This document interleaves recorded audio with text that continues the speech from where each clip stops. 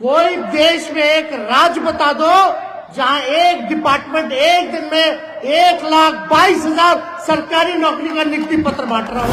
अरे 3 लाख तो 1 साल हुआ हमारी सरकार को, और 3 लाख खाली एक विभाग से सरकारी नौकरी निकाला गया कि नहीं निकाला? वो बड़का झूठा पार्टी घूम रहा है, वो खाली झूठे बोलेगा। वो लोग जो है ना, झूठ बोलने के फैक्ट्री है, झूठ बोलने के मैन्युफैक्चरर हैं, झूठ बोलने के होलसेलर और झूठ बोलने के डिस्ट्रीब्यूटर। लड़ो, हिंदू मुसलमान लड़ो। अरे लड़ेगा तो आप ही का ना नौजवान भाई लोग नुकसान है। नौकरी। राजगीर महोत्सव का उद्घाटन आज, तैयारी पूरी। मुख्यमंत्री उप मुख्यमंत्री तेजस्वी यादव भी होंगे शामिल। 3000 दर्शकों के बैठने की व्यवस्था।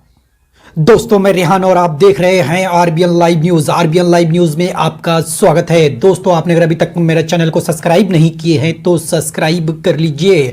खबरों की ओर बढ़ने से पहले एक नजर सुर्खियों पर।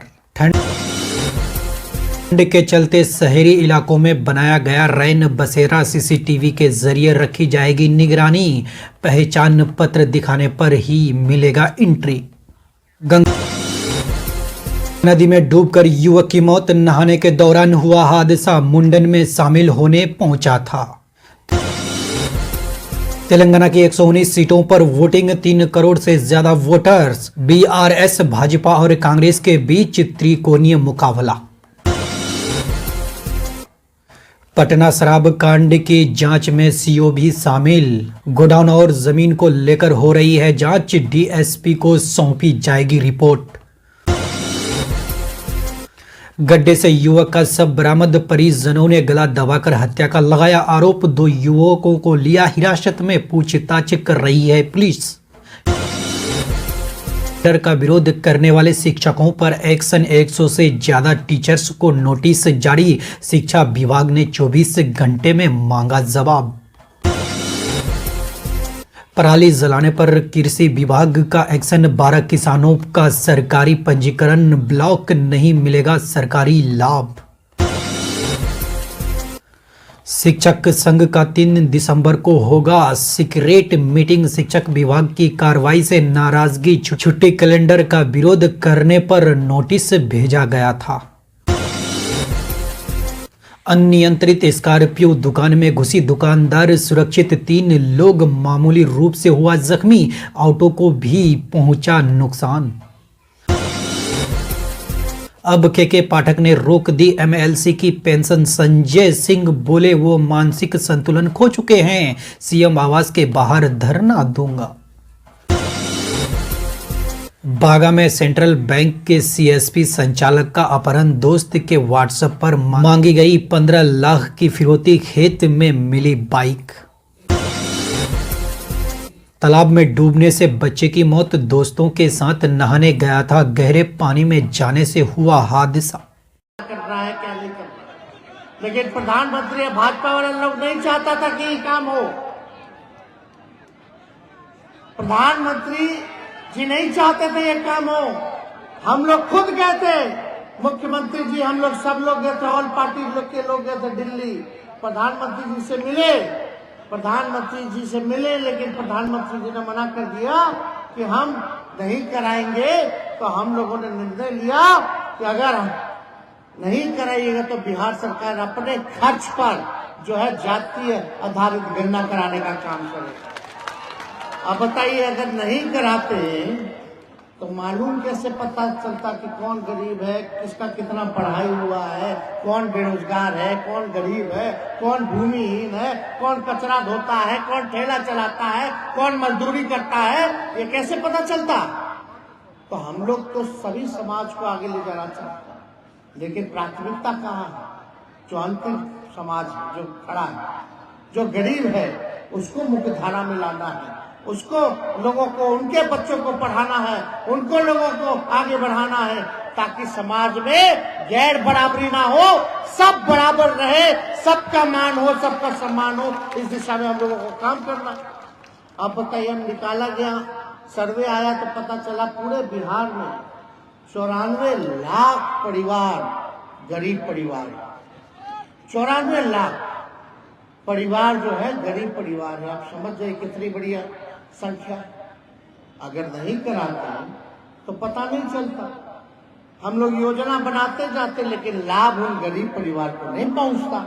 लेकिन अब हमको पता है, सरकार को पता है कौन परिवार जो है गरीब है, अब उसके लिए काम करना, कौन परिवार भूमिहीन है। तो हम लोगों ने संख्या जब हुई तो अति पिछड़ा का संख्या बढ़ा, पिछड़ा का संख्या बढ़ा, ये सारा काम हुआ, दलित का संख्या बढ़ा, आदिवासी का संख्या बढ़ा। तो उसी हिसाब से हम लोगों ने तय किया कि सबसे पहले हम लोगों को आरक्षण की सीमा को बढ़ाना होगा।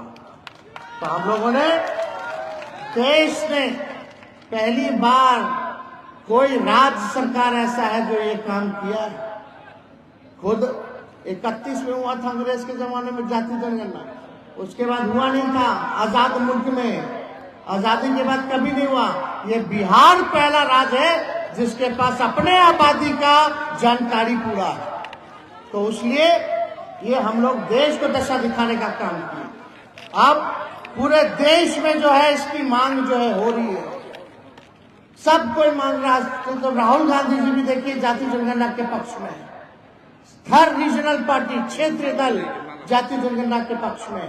तो अब जब पता चला तो हम लोगों ने आरक्षण बढ़ा दिया। हम लोगों ने पिछड़ा का बढ़ाया, अति पिछड़ा का बढ़ाया, दलित का बढ़ाया, आदिवासियों का बढ़ाया। स्वर्ण जाति का पहले से 10% था, हम लोगों ने 50 को 65 कर दिया। 65 और 10 यानी 75% जो है आरक्षण हम लोगों ने देने का काम किया। और जब पिछड़ा का बढ़ा, अति पिछड़ा का बढ़ा, दलित का बढ़ा, तो जो समाज के लोग, आप लोग जो अति पिछड़ा समाज से आते हैं, तो फायदा तो आप लोगों को होगा कि नहीं होगा। नौकरी लगेगा आप सरकारी, तो उसमें आरक्षण हो गया है, अति पिछड़ा का बढ़ गया है, तो फायदा होगा कि नहीं होगा। पढ़ाई लिखाई, एडमिशन, शैक्षणिक संस्थानों में आपके बाल बच्चों को फायदा होगा। यही तो हम, अरे 3 लाख तो 1 साल हुआ हमारी सरकार को, और 3 लाख खाली एक विभाग से सरकारी नौकरी निकाला गया कि नहीं निकाला गया। और 70,000 पुलिस लोगों का बहाली, और पुलिस वाला बढ़ाना भी है, तो लगभग 4 लाख तो ऐसे ही हो गया। और मेरा स्वास्थ्य विभाग है 1,60,000, उसमें बहाली हम लोग जा रहे हैं निकालने सरकारी नौकरी का। तो आप सोचो 2 साल अभी हुआ नहीं सरकार को, और उसके अंतर्गत जो है 5 लाख से ज्यादा नौकरी निकाल दी। और देखा जाए कि प्रधानमंत्री वहां नियुक्ति पत्र बांट रहे हैं, वो तो बोले थे कि 1 साल में 2 करोड़ देंगे। हम तो अपना गिनवा न रहे भाई। अब तो यूपी का भी लोग आकर के जो है यहाँ नौकरी पा रहा है, केरला का भी लोग आके नौकरी पा रहा है, कतर दोहा का लोग भी आकर के यहाँ नौकरी पा रहा है। तो यही मॉडल होना चाहिए, काम होना चाहिए। ये लोग क्या करेगा, हम लोग कलम बांटेंगे तो ये लोग तलवार थमा देते हैं। लड़ो हिंदू मुसलमान लड़ो, अरे लड़ेगा तो आप ही का ना नौजवान भाई लोग नुकसान है, गरीबों का नुकसान। मरता कौन है, कौन मरता, कौन नेता मरता है, गरीब का बच्चा मरता है, नौजवान मरता है। हम लोग कलम बांट रहे ताकि कलम बटेगा, नौकरी पाएगा, घर में खुशी होगी, आर्थिक मदद होगा, जिसका शादी नहीं हुआ झटपट शादी हो जाएगा, है कि नहीं। चटपट मंगनी है कि नहीं तो हम ही को बोलता था तेजस्वी भी आप ब्याह कर लिए, हमने के क्या हुई। अरे भाई 10 लाख बोलनी है, 10 लाख हो जाए 25 से पहले तो चिंता मत करो। अब ये 2 साल में 5 लाख हो गए, 5 लाख से ऊपर, तो इसलिए चिंता मत कीजिए। अरे भाई हम लोग सब लोग साथी लोग हैं, ज्यादा संख्या नौजवानों की है, हम ही लोगों को ना आगे लेके चलना है बिहार को। तो ये काम हम लोग कर रहे हैं। और जिसके घर में सोचो खुशहाली आ रही है कलम बटने से, तरक्की कर रहा है, और दूसरी जगह जिसके घर में तलवार बांट रहा है, लोग नफरत फैला रहा है, लड़ेगा मरेगा और जेल जाएगा दंगा में, उसका परिवार का क्या होगा।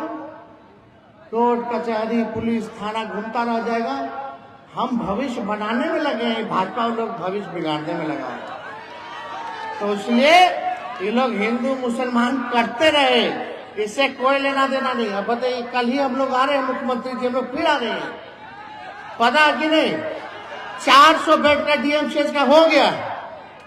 हम ही लोग निर्णय लिए कि नहीं भाई, डीएमसीएच का गौरवशाली इतिहास रहा। पटना पीएमसीएच के बाद डीएमसीएच का बहुत बड़ा, उत्तर बिहार में सबसे बड़ा अस्पताल, तो उस हिसाब से हम लोग सोचे कि अपने से बनाया जाए। तो 400 का तो बन गया, 400 का कल उद्घाटन होगा और 2100 और बेड का शिलान्यास करने जा रहे हैं हम लोग कल। यानी आप समझिए कि 2500 बेड का आपका डीएमसीएच बन जाएगा। पहले एम्स ही लोग कह रहा था, यहाँ हम लोग जमीन दे दिया, आगे दे दिए हैं एम्स के लिए जमीन, इसलिए ताकि पूरा दरभंगा फैला हुआ है, सबका विकास हो जाएगा, पूरा क्षेत्र का विकास हो जाएगा। अब मान लीजिए अगर यहाँ एम्स बन जाता तो डीएमसीएच ना खत्म हो जाता, तो दो अस्पताल आपको मिल गया, एक डीएमसीएच का 2500 बेड का और उधर एम्स मिल जाएगा आप लोगों को। लेकिन जमीनुआ ले ही नहीं रहा। आप बताइए भाई, काहे ने जमीन ले रहे हैं भाई? आपको दे दिया गया, इतना अच्छा बोल दिया गया, मुख्यमंत्री जी भी बोले, मुआयना भी करके गए थे। भाई रोड चाहिए, हर चीज चाहिए, कनेक्टिविटी सब मिल जाएगा, एयरपोर्ट के पास है, हर जगह हर जिला में लोग को फायदा होगा, 4 लेन के पास है और उस क्षेत्र का भी पूरा विकास हो जाएगा, सोबन के पूरा इलाका का।